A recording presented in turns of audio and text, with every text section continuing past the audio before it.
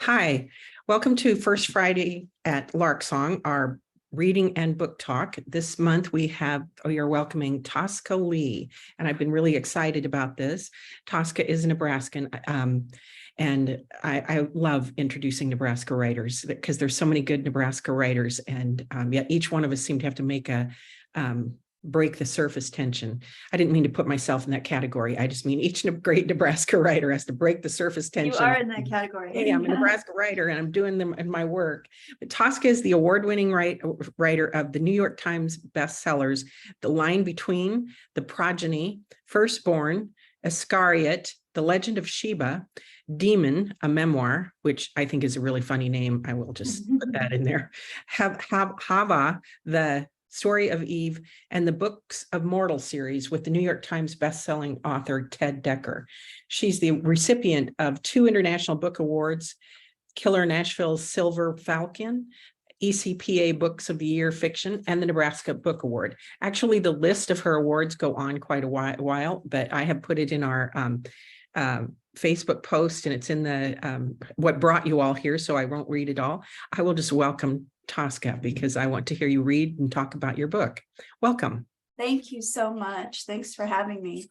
Well, I'm really excited to read to you, and I'm going to be reading from The Long March Home, which is my most recent novel, and it's co-authored with Marcus Brotherton, who's probably best known for his World War II biographies and nonfiction.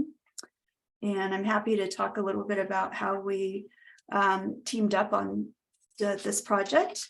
But I have lots of questions about that. You do? Okay. Everybody's curious about how 2 authors collaborate. So I thought that I'd go ahead and just start reading possibly from chapter 2. I think I'll do chapter 2. And then if we have more time and you want a little more, I'll read a little more. How's that? Okay. So just as a setting, we have 3 best friends. The main character is Jimmy Propfield, and he is stationed in the Philippines. It's 1941, and he's stationed in Manila with Hank and Jimmy. And they are 3 best friends who grew up together in Mobile, Alabama. And it is December 8th, 1941. And what has just happened in the first chapter is they've been out partying to celebrate the fact that Hank got promoted. And they're going back to their barracks in the old walled part of Manila. And it's the wee hours of December 8th, which you can probably imagine what has just happened over in the States. So, all right. And their friend Hank is a little melancholy because they're remembering his older brother. All right. Hank doesn't get far. He drinks at the bar by himself for over an hour while Billy and me stay at the table and order a couple rounds, my first beers of the night, and let him be. By the time Hank leaves with the 2-peso girl from the brothel upstairs, it's after 2 in the morning. The cigarette smoke, so thick when we got here, is finally starting to thin when a girl in a faded dress wanders over to our table. "You want to go upstairs like your friend?" she asks, smiling at me. She's got smooth skin and long dark hair and can't be a day over 15. The first time a girl like her ever approached me at a club, I figured she might want to talk some, maybe dance a little. When I figured out what she was truly offering, I paid her a panicked peso just to get away. The girl leans over and murmurs in my ear, "I will make you happy." Goosebumps flare down my neck as she brushes against my arm. She smells like perfume and sin, her cheeks so close I can feel the heat coming off of her like a fever. Her hand slips beneath the table to my thigh, and I bolt up from the chair. "Sorry," I clear my throat. "We were just leaving." She turns to Billy, who sits stock still, his eyes darting this way and that like a caged animal's as his cheeks go up in flames. I slide her the leftover coins on the table, rap Billy on the shoulder. "Let's go." "Should we maybe wait?" Billy asks, gaze following the girl to another table. "Make sure Hank gets back all right?" "Hank can take care of himself." A big fella at the next table, a polar bear of the 31st, like us, and an old timer by the look of it, glances up from his beer as we head out past his table. "I'll make sure your friend stays out of trouble," he says. We hit the road and hoof it several blocks before finding a cab, by which time it's after 2:30. Manila's streets glisten like darkened mirrors after the rain as the taxi's tires sluice through shallow puddles along the curbs. The closer we get to the walled city on the bay, the breeze through the open door smells less like dank sewage and more like seawater and flowers. Maybe Hank will come down with the clap and get demoted, Billy muses, his eyelids at half-mast. I give a little laugh, not just because I've already thought of that, but if there's anyone I know who could cheat VD, it's the newly minted private first class, right? We've just turned up the boulevard when the taxi driver slows, peering cautiously at something through the open window. I sit up at the sight of a 1939 Chevy Master Deluxe idling on the grassy lawn outside the old Spanish walls, a good 20 feet off the road. It's one of our officers. Sir, can you pull over? I say, tapping the driver's seat. The cab stops and I get out and run over to the Chevy, slipping on the slick glass as a lieutenant I don't even recognize throws open the driver's side door. He waves me off like one of the bugs swarming the headlights as I salute, peering inside the car. Private Propfield, sir. You all right, sir? Stupid car ran off the road. He stands, grabbing at the door for support, misses and falls in slow motion onto his butt. I help him up, grimacing at the reek of whiskey on him. He's lucky he didn't crash his car into one of the tall palms lining the boulevard. We've got a cab, sir. I motion over my shoulder. Can we take you somewhere, maybe for some coffee? No, he says, and I stagger as he sways, nearly dragging me back down with him. Billy runs over and helps me guide him to the front bumper, where the lieutenant takes an unsteady seat. I'm going to skip ahead just a tiny bit. They basically get the guy into the car and take off. They're going to take him to Fort Stotzenburg. Billy heaves a sigh. Why you always gotta be so good, Prop? But he gets in the car. Truth is, I've got 3 reasons for being willing to make the trip up to Stotzenburg and thumb it back if we have to. 1, if this officer ends up killing someone because I walked away, I reckon I'm as guilty as he is. 2, I ain't ever driven a car this nice. 3, this man's an officer. He could put in a good word for us, especially if he knows we saved him from showing up late or not at all. He's so drunk he might have driven into the harbor or died in a head-on collision trying to stay on the right side of the road, which is the wrong side here. For all he knows, I just saved his life. After all, Hank got promoted for carting a lieutenant around, and that was just in Manila. I slide onto the upholstered seat, close the door, and take a moment to appreciate the fine steering wheel in my hands before shifting into gear. When I touch the gas, the car lurches forward and then rocks back, wheels spinning. I try again, same thing. Shift into reverse. No dice. I put the car in neutral, get out, and go around back where the wheels have torn through the damp grass and mired in the mud. Streak? That's Billy's nickname. Yep, Billy says, sliding over to the driver's seat. He puts the car in gear and touches the gas as I shove my weight against the bumper. The wheels spin, throwing mud all over my khakis. I try again and a third time, but this ain't a job for one person. Now what, Billy asks. Palm fronds rustle overhead.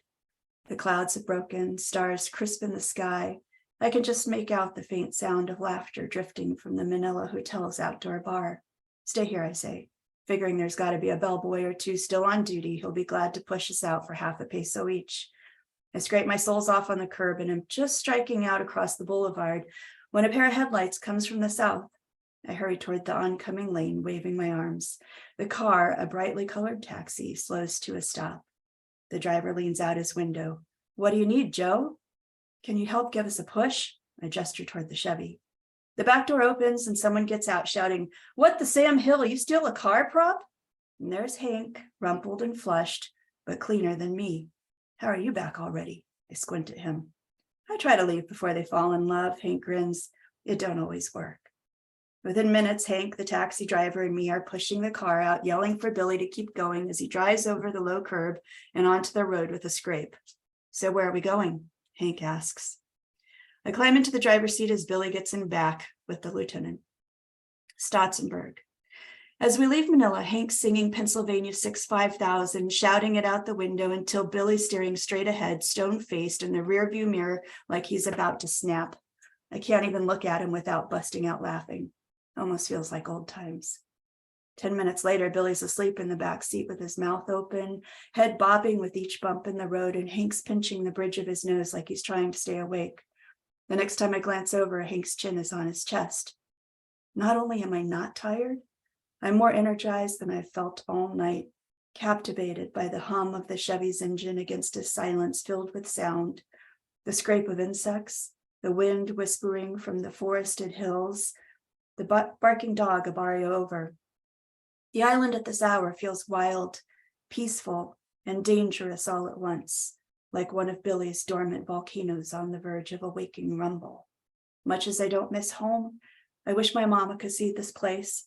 She'd love the big porches running along the upper floors of our barracks, the blooming vines just like the bougainvilleas she grows along the back fence of our yard. I wrote her a letter just to let her know we're living better than could ever be asked.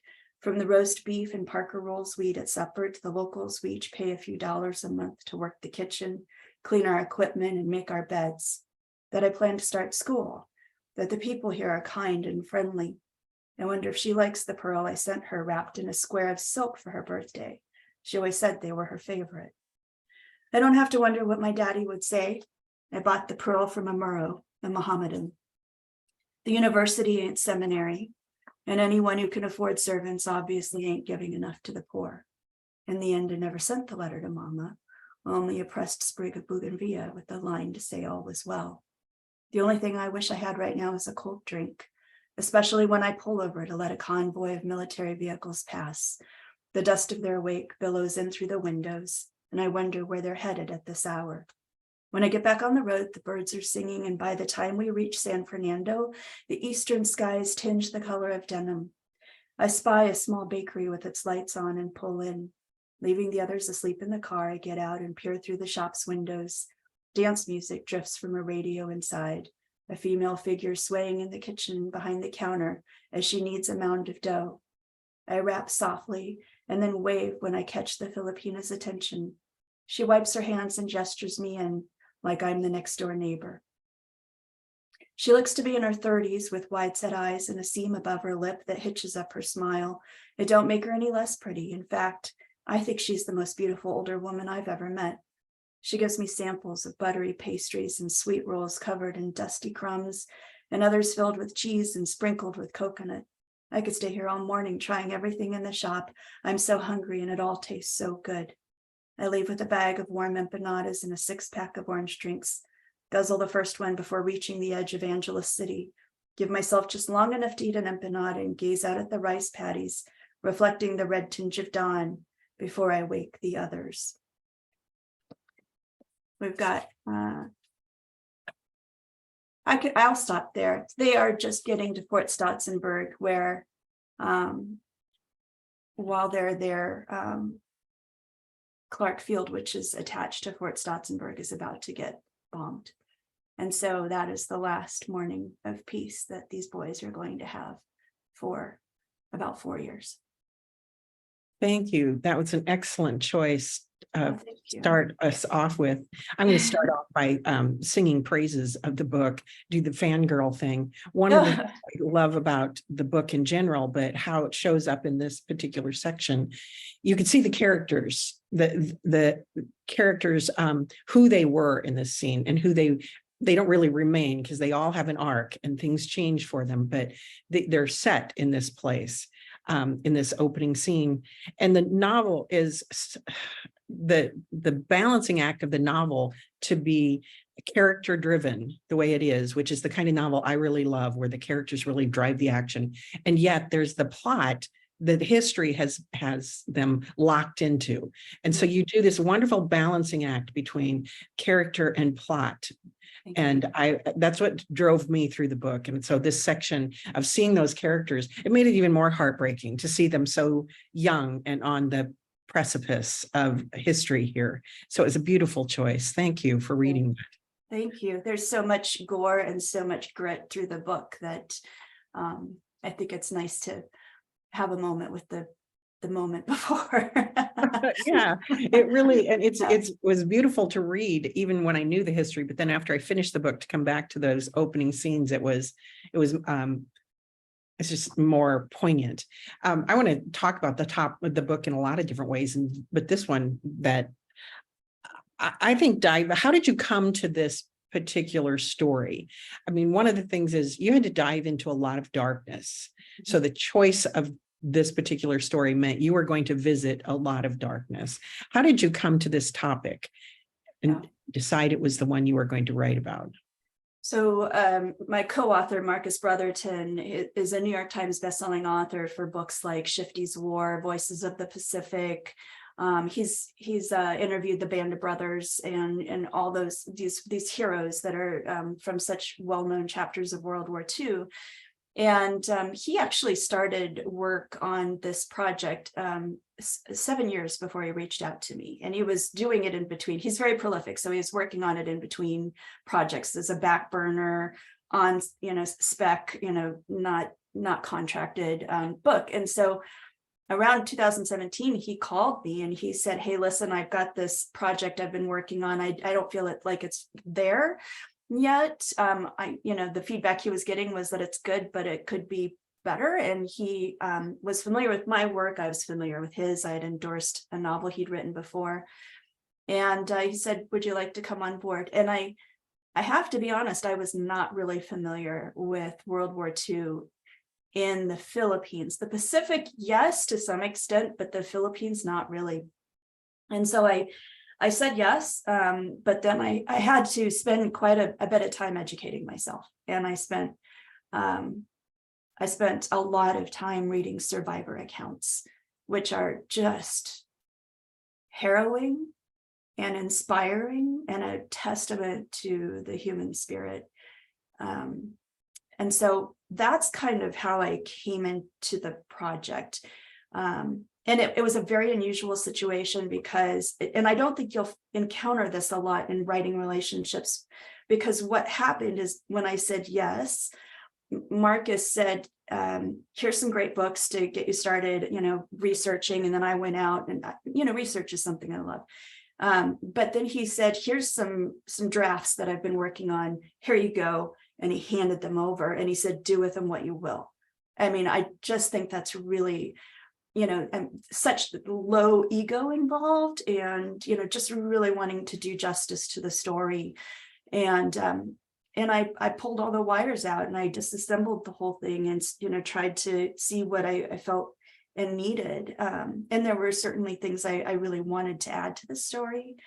And I added 5 years to the process. So this book took 12 years. Wow. So were the characters, Jimmy, Hank, and Billy, and Claire, were they all in Marcus's book? They were there in various forms. They had kind of evolved a little bit. And it was important to me to give them more and to also really flesh out the backstory. And one thing that we have in this story is a dual timeline, so that we have war, gruesome stuff, terrible things. And then every 4th chapter or so we step back and we go back into the 30s as these kids are growing up, the 3 best friends, and then also their 4th best friend, Claire, who ends up left at home. Mm-hmm. And it's a coming of age story. And so I really wanted to dive into their background as well, because it gives us a reprieve from the war, but also it raises the stakes in the war itself, the more we know them. That's really such a great idea. What comes to mind immediately is a quote. I don't know if we were talking about this in a writers group the other day about Winston Churchill saying something about the importance of remembering what we're fighting for. And that was in defense of art, as I recall that sentence, that quote came from. But that's what the book does, that going back and forth between the past and the horrors of the present. What are they fighting for is very much a part of this book. Did you do that for you as a writer to give yourself space, or did you see that as a rhythm for the reader? I really had the reader in mind. I mean, it was really gratifying for me to go back in time and see these kids grow up. And they are kids, let's make no mistake about it. They're teenagers when they're fighting this war. And they're the same age as my twins, which are 18-year-olds right now. And so, I've had twin boys and watched them, grow up since I married their dad. And I've been in their life for 10 years. And so that really informs a lot of this. So it was gratifying for me, but I'm thinking of the reader who, yes, we read to learn, but if we only wanted to learn, we'd all read nonfiction, right? So we're reading for the adventure and we're reading to be immersed And the narrative is first person present tense. And so we're really seating the reader right in the middle of everything. And I just think you need a reprieve every now and then, because you're experiencing it, and you're experiencing all this terrible, stuff. You have to stop and breathe. Well, this was a question for later in it, but you bring up your boys, and my question about how much your writing comes into your daily life. And my question really was, do you talk about it while you're working on any of your works? Do you talk about it at home? Do you do a lot of talking? Because I mean, is it something that you're sitting at your dinner table and discussing with the family something that you're writing that day? Because in this case, with your boys, the age of the people you're writing about, that would be really profound, I think, to the feeling of it. Is that part of your writing life, that you talk about it with your family? Mostly with my husband. I have I have 4 kids. They're my stepkids, but I married a single dad when I got married. So they've been with me for a while. And so mostly our oldest son is the one I would talk to about some of this stuff, because, we live on a farm, so we're familiar with firearms and things like that. And so in some of the scenes where I'm like, would a rifle do this, and I'm looking at YouTube videos to see how to reload, like, belts of, artillery belts and all this stuff. And so we would discuss things like that. But with my husband, there's a dynamic, because Jimmy has a romantic relationship with Claire, but Hank is also very much in love with Claire in this book. And so there's this dynamic between guy friends, where I would talk sometimes with my husband, and, my husband's a farmer. He's not a writer, but he's such a wonderful sounding board for ideas. And he's helped me brainstorm so many things in the last several years. So he's kind of the main one. Yeah. Well, I'm always interested in how, because my family often isn't interested in the fiction until it's over, but sometimes I have these stories, but I picture that of sitting and talking, looking at an 18-year-old son and writing about this 18-year-old in Manila. It makes sense to me that you didn't know a whole lot about World War II in the Philippines. That seems to be a gap, and you've done a lot more research than I have. So mine's really based on kind of a cultural glimpse or survey of it, but we learned a lot about war in the European theater, but there's not a whole lot of stories about the Bataan Death March, etc. What kind of things did you find that's not really out there, or did you struggle finding research? These guys, I get asked a lot, what's the most surprising thing in my research about the Philippines, the Bataan Death March? So when these guys surrendered, just a little bit of history, when they surrendered in April of 1942, you're talking about 60, almost 70,000 guys, mostly local Filipino soldiers, but 10 or 12,000 Americans who surrendered. It was the largest American/Allied surrender in history. And so there's this massive number of POWs, and they get marched north out of the Bataan Peninsula, which they were defending and kind of trying to hold, hoping for reinforcements to show up that never came. And so they get marched 60 miles in 6 days north to a POW camp. And it was just one of those things where if you stop to try to get some water or eat something or help somebody who fell down, relieve yourself. These guys had dysentery and malaria and all kinds of issues. They were starving, they had not had proper food this whole time. You were shot or beheaded or bayoneted. And so it was a really horrific event. So the biggest surprise for me is that after going through all that, and then those who survived had to endure almost 4 years as POWs, the most surprising thing for me is that anybody could survive. And those who did, they came home, they didn't have the terminology for PTSD. So it was shell shock or survivor's remorse. And many of these guys never spoke about what happened. And I think that's common from the guys who came home from World War II in general, but the stories that get told are the ones that get remembered. And so much of this story was never widely shared. And many of the guys who did share their stories did so much later in life. And And I was really fortunate to stumble upon some self-published accounts of survivors. And the detail was just incredible. I mean, I can't even remember what I ate yesterday, and these guys were remembering incredible detail. And it was just absolutely scarring. And I think because there was so little spoken about it, that's why it's not widely known. So you say you stumbled upon it, but research is a lot more than stumbling. Yeah. You're making it sound like it just sort of fell into your lap, and I'm betting it didn't.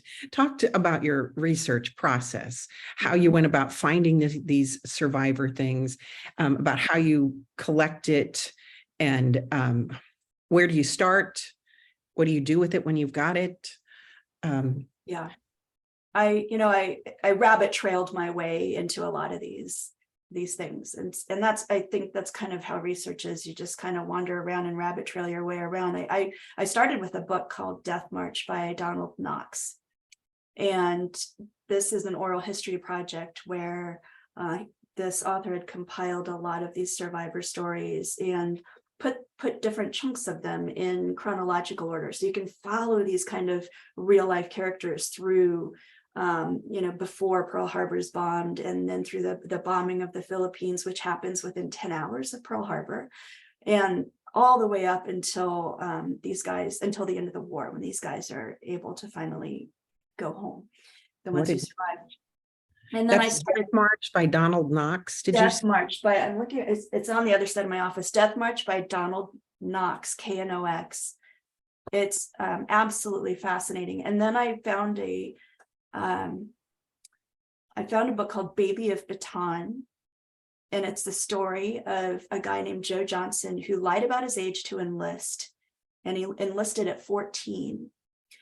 Joined the 31st Infantry, which was America's true foreign legion, basically, because they were always overseas, and was sent off to the Philippines. So he's over there.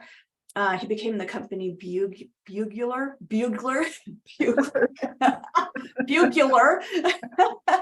But he's on the Death March, and he's a POW at the age of 15. Oh.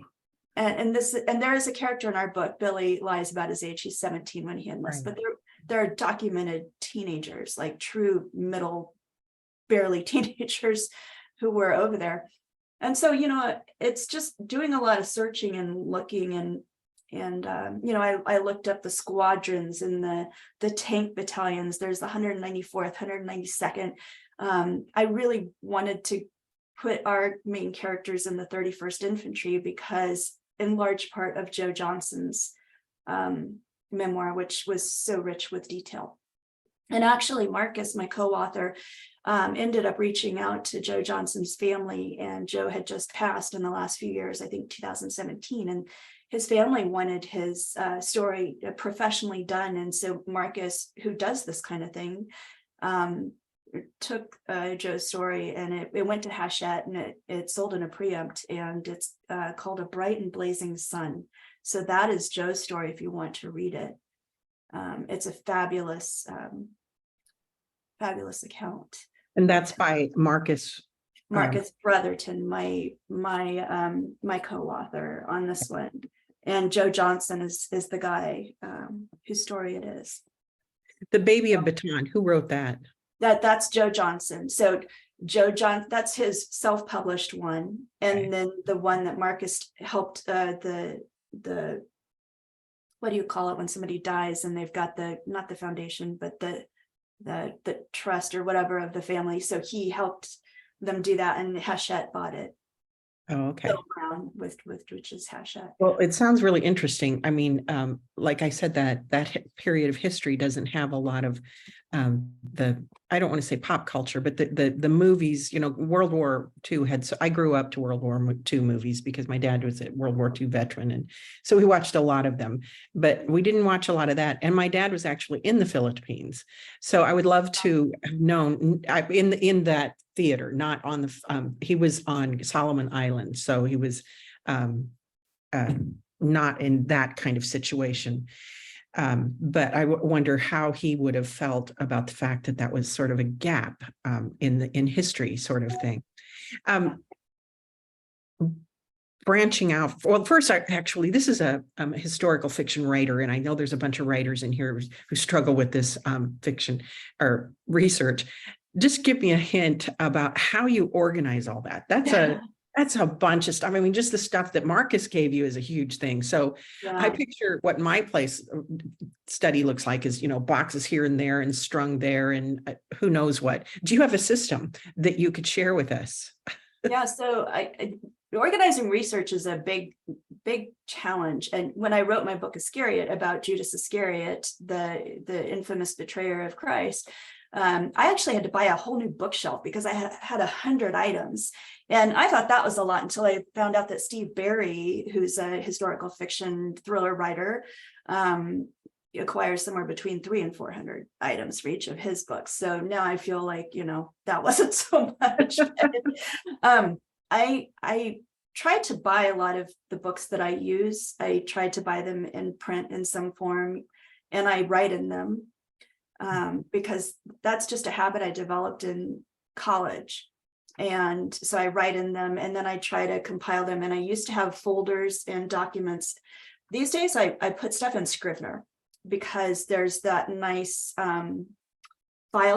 folder system where you can have like a tree. And I've used that for my book about the Queen of Sheba and then onward. So it's been 2000. It's about almost 10 years I've been using Scrivener to organize.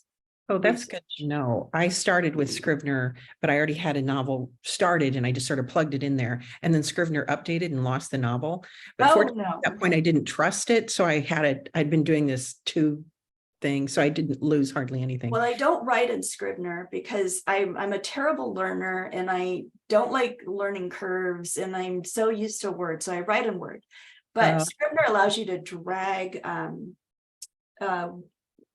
website pages into it.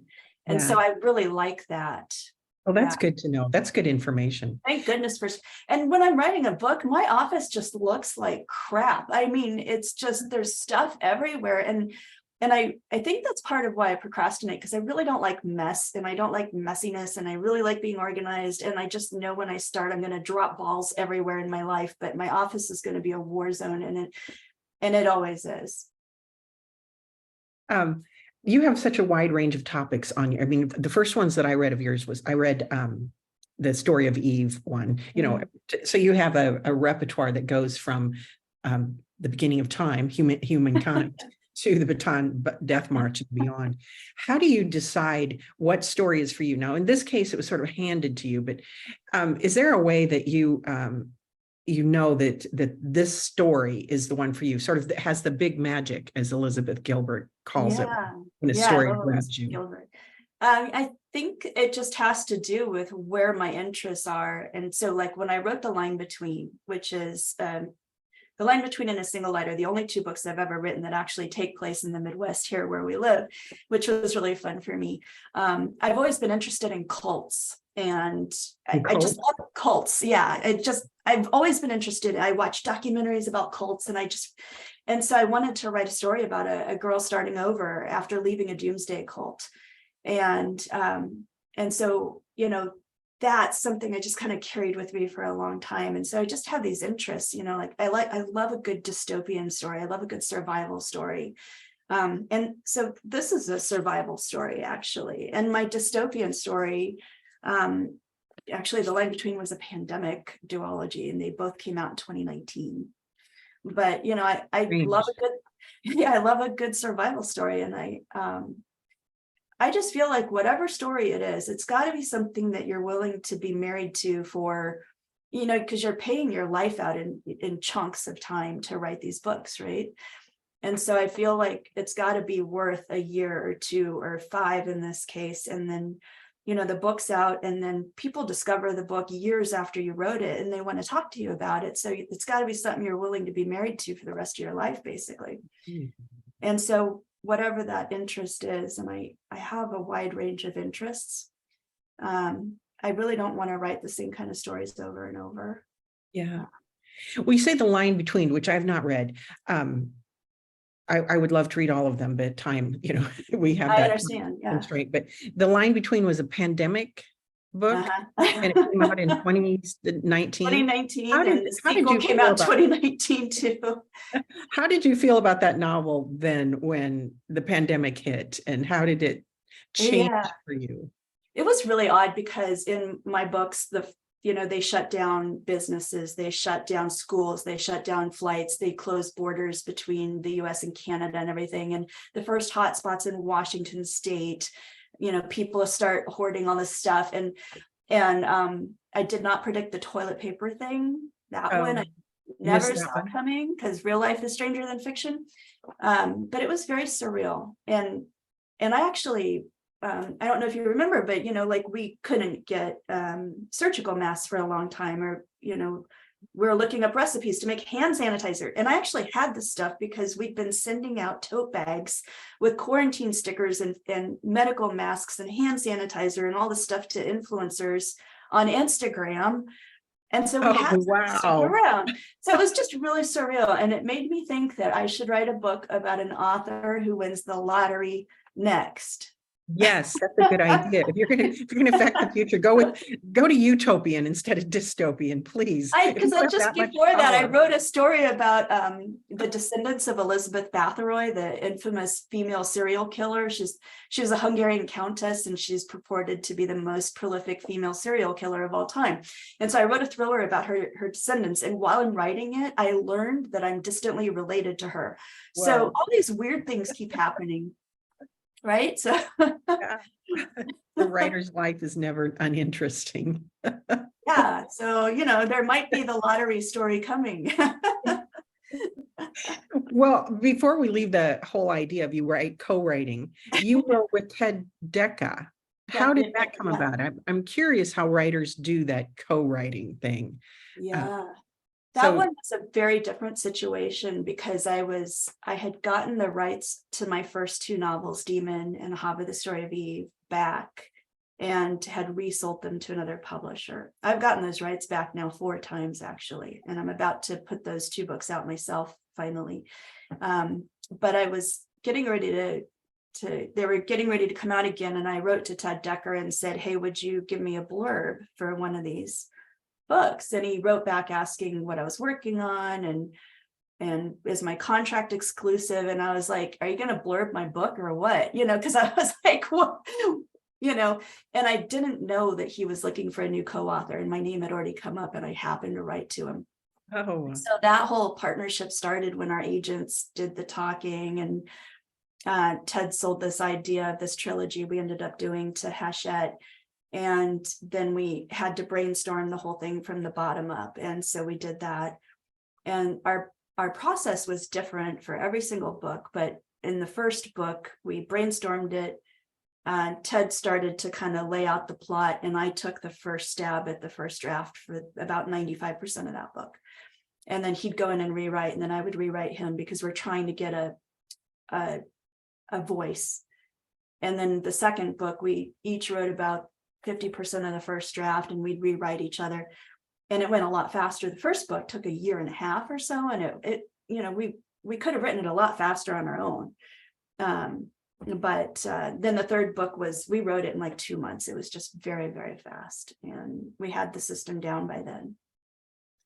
was it all on the same series? It was the Mortals series. Is that Yeah. what it was? Yeah, that was a dystopian, like 500 years in the future. Okay, and it was the series.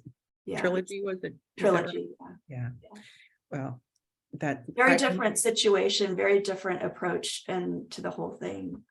But that seamlessness, the way your project seems to have, because when I was reading The Long March Home, I was thinking when I first opened it, we start with the 3 men and then we get to Claire, and I wondered if that, and the voice changes as it should because it's a new character, new place, new time, and all of that. But I wondered if that's how you guys had divided the tasks up, that he wrote the men's and you wrote Claire's. When I was reading it, but as the book went on, I could see that's not what's happening, or you guys did a great job of making that kind of seamlessness. So yeah, he gave me the freedom to go in and just do what I felt creatively was important. And then at the end, we were passing the manuscript back and forth to each other. What's really funny though to me is if you read some of the reviews, and this happened to me last time too. a lot of readers will assume that because you're a female, you wrote the kissing scenes and the relational stuff. And that's just, if you know me, I write head chopping scenes, and there's nothing worse to me than a kissing scene, because they're so awkward. They're so awkward, and it's choreography, and it's like, where everybody's, it's and so it's funny to me whenever I read these that, that people assume women are relational and men write violence, and it's really interesting. But no, we both wrote all of it. And then at the end, as we went back and forth, we each had some non-negotiables as far as like, don't change this scene. There was the end of a chapter. I said, look, if you change this, I'm going to fight you, because I really think this chapter has to end on this note. So, but those non-negotiables were very small. It was a short list. And, we had a lot of humor and a lot of grace for each other. And I think that is the secret. Do you like, if you had a choice between co-writing and writing a single author book, is there a one you would choose to always do? Or well, you can write a lot faster on your own, honestly. You write faster on your own? Yeah, because you don't have to negotiate or any of that stuff. So it's a much faster process on your own. It's nice to have somebody to bounce stuff off of. It's nice to have that feeling of a safety net where, like if you didn't write it that great, somebody else, will say something or can go in and polish it up. Or, when we do all the PR and stuff, it's nice to have somebody you can, talk about the stuff behind the scenes with, like that. It's been a real fun partnership in that way. So they both have their pros and cons. You go on book tours with them? The stuff we've done together has mostly been virtual. And here's something interesting. I worked on this book with Marcus for 5 years, but we only met for the one and only time ever last October at our publisher's office. And so we had one day of meetings together. And I went downstairs in the hotel that I'd gotten into the night before, and I see him in the lobby, and I'm like, yeah, you're real. It's like, because we didn't like Zoom or anything that much, hardly ever. It was all just on the phone or email. And so it was really weird. That's interesting. Yeah. I want to remind people that if you have questions, I will bring them into the chat here, and it will just make sure Bill asked about Scrivener. It is Scrivener that you were talking about, which Scrivener, is which is it's a really powerful program. There's a lot of stuff you can do with it, and I know I'm only using like 5% of its capabilities, but it's got a ton of stuff in it. And like you, I have I struggle with the learning curve, but I have a few more questions if others aren't coming in. One, that we're moving away from the book, the writing. What do you, because you write such varied things, and like you said, you learn, what do you read for pleasure? What's your go-to? Let me look at my Audible list right now. I read some of my friends' stuff. Like I have a friend named Andrew Kaplan. And this is one of his older books. He's a friend I made through International Thriller Writers, where I'm on the board. And we became friends, and we've never met in person, but we correspond. And boy, he's lived a full life and had many adventures. And so I'm reading his books right now. But let me look on here, because I'm really interested in reading that new Ruth Ware 0 Days that just came out.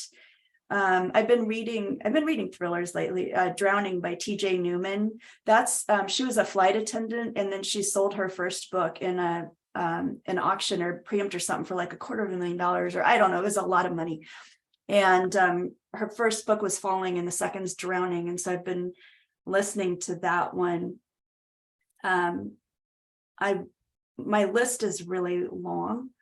I want to read Yellowface and Hello Beautiful, and there's some books about the kind of Asian experience that I'm really interested in, that I get recommendations from my friend Lydia Kang, who lives in Omaha, who's a Nebraska author and a UNMC physician, and my other friend A.H. Kim, who's another Korean friend of mine. So we talk about some of these books like Crying in H Mart and things like that.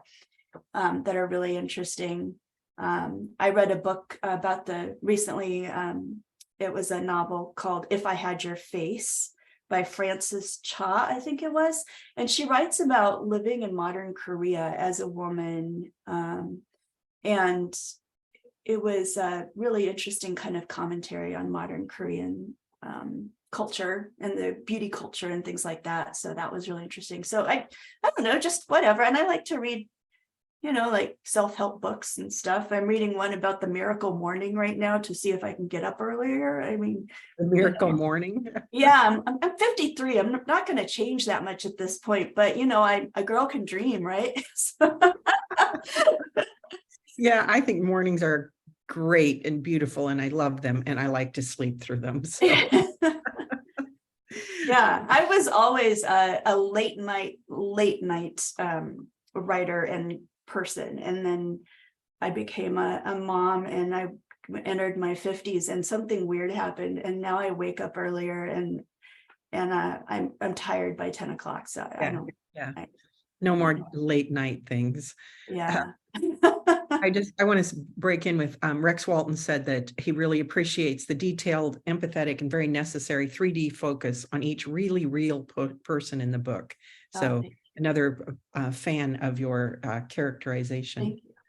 I've been trying to put in the chat the names and books that you were mentioning, and I may get the spelling wrong. So when anybody reads that, don't trust my spelling. I'm just going phonetically with the ones that I don't know, and but I am interested in all of them. We're getting close to the end here, so our lunch hour end. Do you have any advice for writers? What do you think was the best advice you've ever been given as a writer, and the worst you've been given? Well, I don't know if it was it's kind of the worst. The worst advice is to write what you know, because if that were the case, I wouldn't be writing about much. None of the stuff I've ever written about was anything I really knew. The advice I always give other writers when I teach, and I'm fortunate to get to teach quite a bit these days. And so my number one rule of writing is to write like no one will ever read it. Oh, that's great advice. And it's the thing that kind of keeps me going. It's the only thing that I think can help you be really bold and authentic. And I always try to imagine that I'm in my closet with my secret notebook and my flashlight, writing secret stuff at night. And that's really how I advise people to write. And for people who aren't published yet, I'm always like, gosh, you're in such a special place right now because you're protected, you're safe. You're not like on Amazon being ranked next to a blender, where people are going to, like, if they don't like your stuff, they not only don't like it, they're angry about it. So that's probably and the other thing is my second rule is to get the clay on the wheel, because I've spent years before just rewriting my way towards the beginning and middle of a manuscript, and I've never gotten to the end. And I really don't like messy, and I don't like ugly. And there comes a point when you just have to get to the end, and it's going to be ugly, and you fix it later. So that's. Do you plan? Do you outline in advance, or do you just start plopping the clay on that wheel? I have tried to be a pantser, and I have aspired to pantsdom, but I am not a right by the seat here pants person. I tried to write the line between that way because it was my 10th to be published novel, and I was like, well, it's inherent by now, right? No, it's not, because I turned it in and I got the letter back, and it was a big mess, and I had to pull all the wires out, and it delayed publication of the book by a whole season.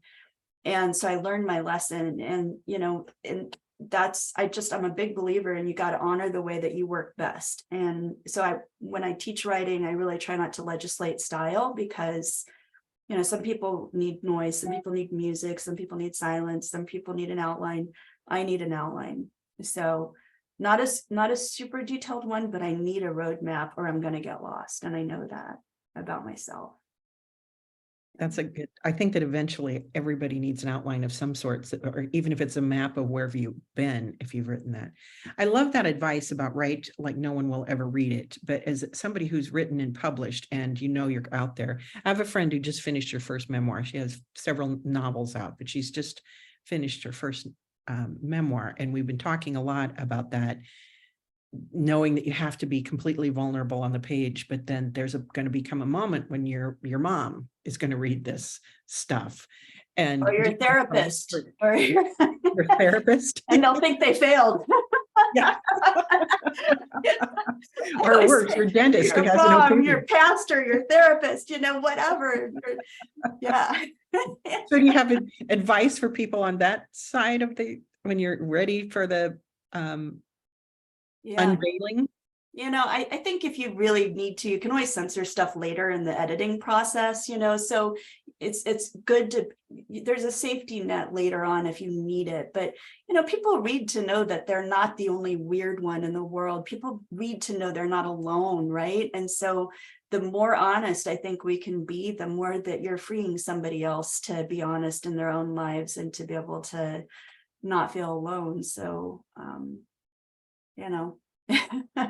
I don't have a lot of advice. I just have kind of a That's terrific advice. I think that's a wonderful piece of advice about remembering why we're writing, that you're writing to help other people not feel alone. We need to know that. That's wonderful advice. That's a I always think that we're not the only weird people. There's other people that are, yeah. Yes. And we just have to be brave. This is our work as writers, to be vulnerable and brave in the face of that.